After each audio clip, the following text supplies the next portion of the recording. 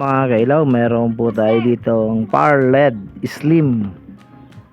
New version na po ito. Ang bulb po nito ay 3-in-1 full color. Ang brand po niya ito, Tucson-Ra. Ang napansin ko lang dito mga kailaw, yung blower po niya ay maliit. Buksan po natin. Yan po yung laman niyan. Nakakabit na po yung bulb dito. May heatsink po yan. Tapos ang power supply ano po ay 120 watts. Ito na po ang power supply na nakakabit. Square na po siya. Yung blower lang po talaga mga kailaw ang maliit.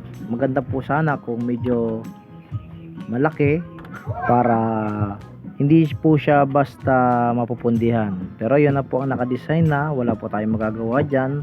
Ang gagawin nyo na lang po mga kailaw, kapag nakikita nyo pong madumi na yung blower pan nyo, kailangan nyo na lang po siyang linisan para maganda pa rin ang buga niya, para hindi po siya basta mapapundihan din.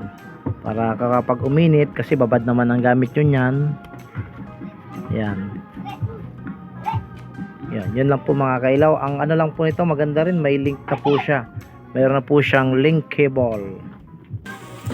Yan mga kailaw, nasisaksak ko na po. Gumagana na yung blower, lumakas na kasi nilinisan ko na po yan. Big brush ko po siya. Ang model pala ito mga kailaw, yan o, YL5816.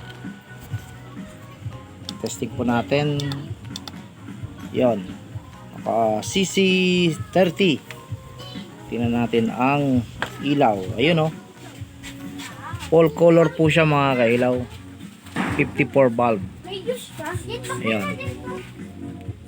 Ang ganda oh. Yung price naman to mga kailaw, di ko alam kung magkano po ang price po niya.